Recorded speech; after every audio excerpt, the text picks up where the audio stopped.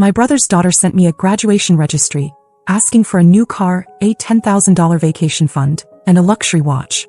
I replied, "Not happening." She snapped, "Then don't show up." So I didn't. And what happened next had the whole family turn on her instead. I was already angry with Kayla before she ever sent the registry. That girl has been walking around like she's royalty since she was 15. Entitled, smug, and completely out of touch. The worst part, she knew exactly what she was doing. Kayla is my younger brother Jason's daughter. 17, pretty, smart, and manipulative as hell. She's the golden child of the family, and everyone has been feeding that ego of hers since the day she was born. My parents coddle her. Jason, who used to have a spine, just shrugs and calls it teenage confidence. And his wife Erin treats Kayla like she's her best friend, not her daughter. They let her talk to them like they're her assistants. But me, I was the one she expected to fund her lifestyle. Why? Because I'm 32, single, no kids, and I do well financially. I work in tech consulting, I own my condo outright, and I like nice things. That was all Kayla needed to decide that I had an obligation to share the wealth. Over the past year alone, she'd hit me up for concert tickets, luxury skincare, limited edition sneakers, and a new iPhone. Once, she even asked me to cover a therapist she found on Instagram because Dad doesn't understand mental health stuff. I paid for it hoping maybe it'd help. It didn't. She just used it to complain about how hard it was being surrounded by people who didn't get her. He always made these little digs too. Like, "You're lucky, Aunt Monica. No husband, no kids, just freedom and extra money." As if my life was just some open vault for her to dip into. Then came the registry. It was a Thursday night. I was finishing up work emails when I got a message from her. No hi, no, how are you? Just a text that said, "Hey Aunt Monica, here's my graduation registry. Thought you'd want to be part of something special, 2 hearts." I opened the link and I swear my jaw actually dropped. First item, a 2025 Mazda CX-70. Second, a $10,000 fund for her gap year in Europe. Third, a Cartier Ballon Bleu watch, retailing at just under $7,000. And it kept going. Balenciaga sneakers, a Hermes wallet, a Dyson Airwrap, a $2,500 spa retreat in Arizona. There was no laptop, no school supplies, no sheets or dorm room stuff. It wasn't a graduation registry, it was a wish list for a bored heiress. I stared at the screen in silence for a minute. Then I sent the only response that felt right. "Not happening, Kayla." She didn't even hesitate. "Then don't show up to my graduation." Just like that. Dismissed. I didn't reply. I didn't need to. That one sentence confirmed everything I already knew about her. She didn't see me as family. She saw me as a walking credit card with a pulse. I didn't go to her graduation. Didn't say anything to anyone. Let them find out the hard way. The night of the ceremony, my mom called me. Twice. Then a text. "Why aren't you here? Kayla's asking about you." Funny. 10 minutes ago she said I was uninvited. Now she's playing the victim? I didn't answer. The next day Jason called. That was the moment I knew they weren't going to drop it. They wanted answers. And for the first time in years I was ready to give them. They were about to find out who Kayla really was. Every ugly little secret. Every cruel comment. Every manipulative thing she'd done. And I was going to tell them everything, in front of her. The registry was the spark, but the fire had been building for years. And this time I wasn't going to let it burn me. I showed up to the Sunday family gathering like nothing had happened. It was at my parents' place, same as always. Burgers on the grill, lemonade in plastic pitchers, lawn chairs on the patio. Jason was already there with Erin, and of course Kayla, still in full graduation glow, was lounging on the deck like she was the guest of honor at her own coronation. She didn't even look in my direction when I walked in. My mom gave me a tight hug and whispered, "I don't know what happened between you and Kayla, but please try to be civil." That was code for don't ruin the day. Fine, I thought.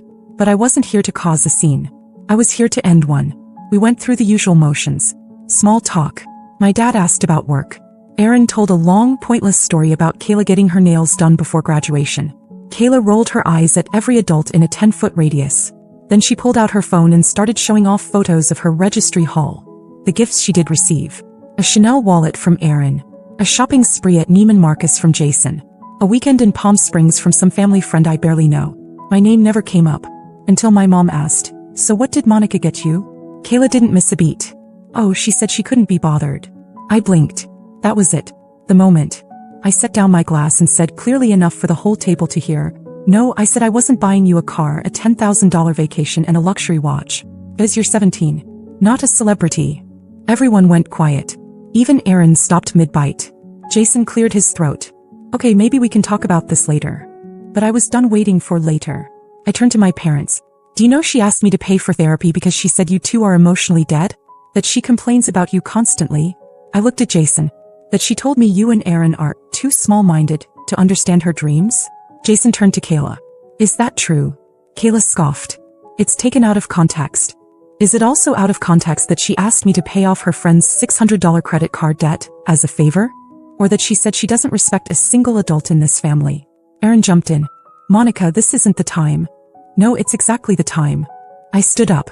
Because I've spent a year and a half being used, insulted, and manipulated by a teenager who thinks money grows on trees and that the people around her are just ATMs with names.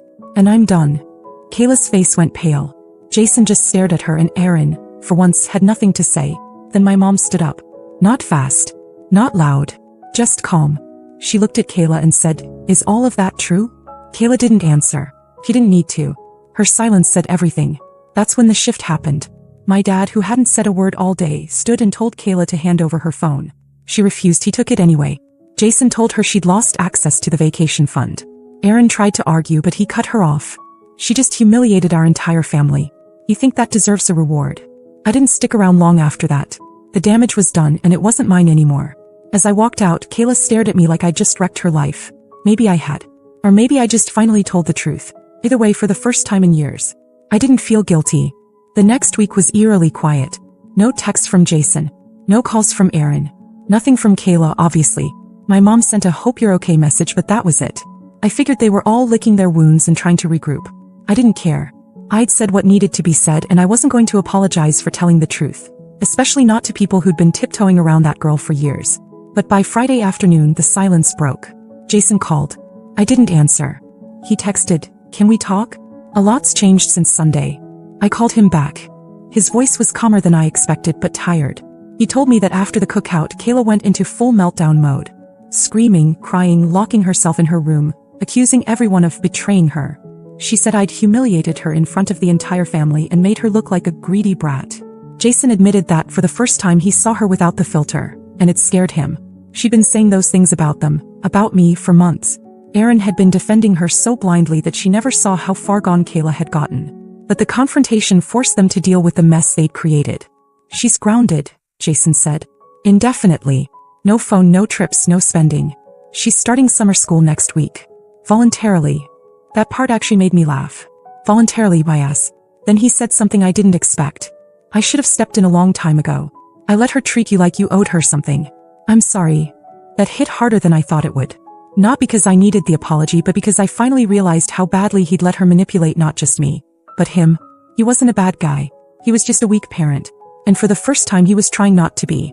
I kept my distance after that. Kayla didn't reach out. I didn't expect her to. But my mom told me that something had shifted. Suddenly she was doing chores. Asking questions. Things normal. Not polite, not warm, just less awful. But then Aaron showed up at my place. She didn't call. Didn't text. Just knocked on my door one Saturday morning with a half-fake smile and a Starbucks cup in her hand like we were old friends catching up. I let her in because I was curious. She didn't waste time. I think you overstepped, she said. She's just a teenager. You didn't have to go nuclear in front of everyone. I asked her if she thought it was okay that Kayla lied about her own parents, insulted her grandparents, and demanded thousands of dollars from me like it was nothing. She didn't answer. Just sipped her drink and said, You embarrassed her. That's what she's struggling with. I told her flat out that embarrassment might be the most valuable thing Kayla's gotten in years. Because for once someone told her no. For once there were consequences. Aaron didn't like that. She left without finishing her coffee, muttering something about family doesn't tear each other down. I didn't bother replying. Because if there's one thing I've learned, it's that silence. Real silence has more power than anything I could say. From that point on, Aaron stopped talking to me entirely. Jason, though, he kept calling. And Kayla?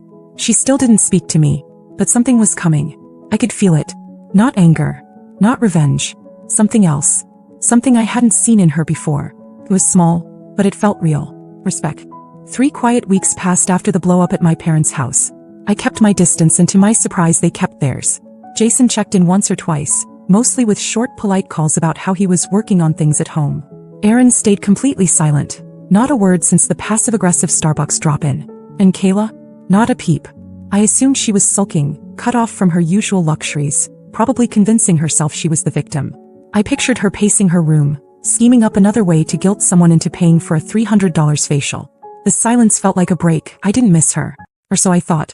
Then on a random Thursday afternoon I was heading out of my office downtown, juggling my laptop and a half-eaten protein bar, when I saw someone sitting alone on a bench just outside the building. It was Kayla. I almost didn't recognize her at first. She was wearing a plain gray hoodie, no makeup, hair in a messy bun, and jeans that looked like they actually came from Target. No designer bag, no drama, just her.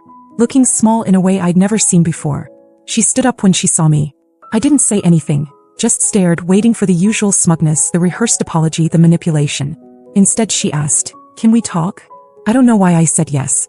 Maybe I was curious. Maybe I just wanted to see how deep the damage had gone. We walked to a coffee shop a block away, sat down at a small table in the corner.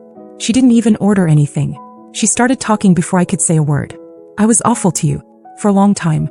I don't know why you didn't shut me out completely." I stayed quiet. I think I thought, if people gave me stuff it meant they loved me. That was how things worked in our house. If I cried loud enough, someone always fixed it. She looked down at her hands. They were shaking.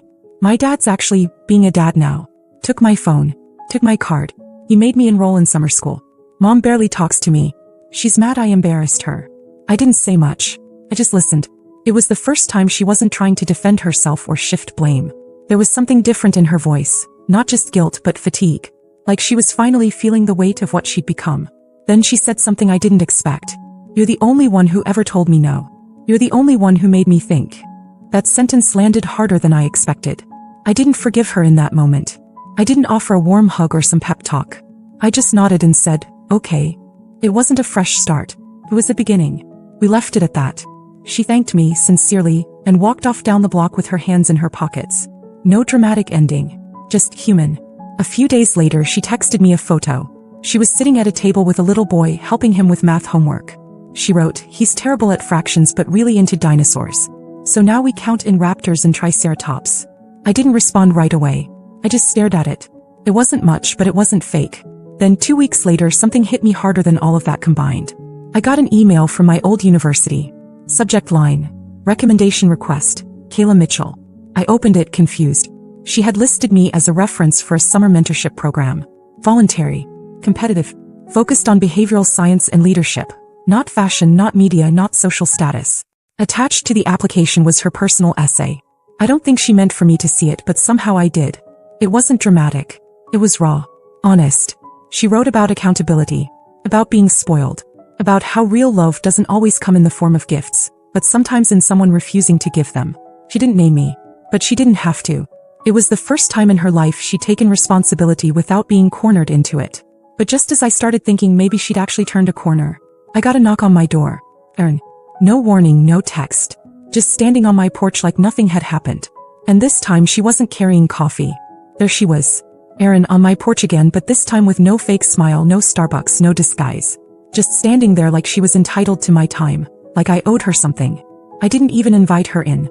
I stepped outside and closed the door behind me. She didn't like that, I could tell. She gave me a long look, then got straight to it. "I know what Kayla wrote in that application," she said. I didn't flinch. "Okay."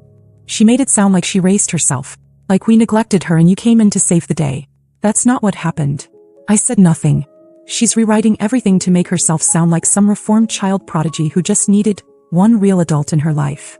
That's insulting. And it's humiliating that she chose you to tell the story. That's when I realized what this was. This wasn't about Kayla's progress. It wasn't about protecting her. This was Erin's pride, wounded, bitter, losing control. "She's finally improving," I said.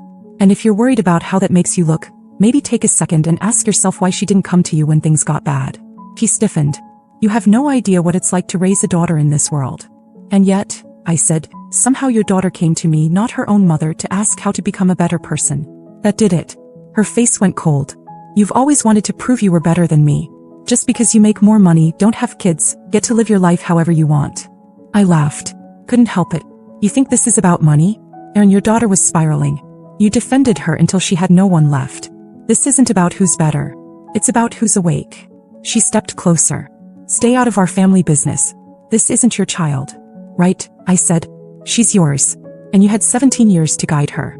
She found me after 3 weeks of silence. She stormed off. No goodbye. No closing argument. Just rage, confusion, and something close to fear. But that wasn't the end. That night Jason called me. He sounded tense. "I just want you to know I saw the essay. I told her to write it. Every word came from her.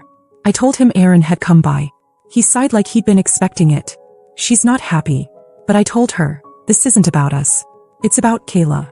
Then he added something I didn't expect. She's been asking to talk to your dad. She says she wants to apologize. Like, really apologize. And she did. The following Sunday my dad called me and said Kayla came by alone. Sat at the kitchen table and said sorry for how she talked to him, to my mom, how she took advantage of all of us. Said she was embarrassed not just by what she did but by how long she let it go on. My mom cried. My dad said he hadn't felt that proud of her in years. He was still rough around the edges, but it was happening. He was doing the work. The next week she texted me again. I was a monster to you. And I don't expect us to be close now. But just so you know, I listen now. I actually listen. And for the first time ever I believed her. But I didn't reply.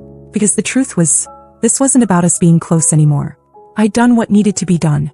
And I wasn't going to let her, or her mother, pull me back into their mess again. Still, something was coming. Something I didn't expect. And it started with one message. From Aaron.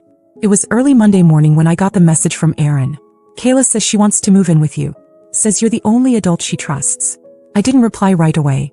I had to reread it to make sure I wasn't imagining things. Kayla, wanting to live with me. Apparently she brought it up to Jason the week before. Said she needed space, wanted a fresh start, somewhere she could focus. Aaron hated the idea, but Jason didn't shut it down. He actually thought it might help her grow. I called him that night.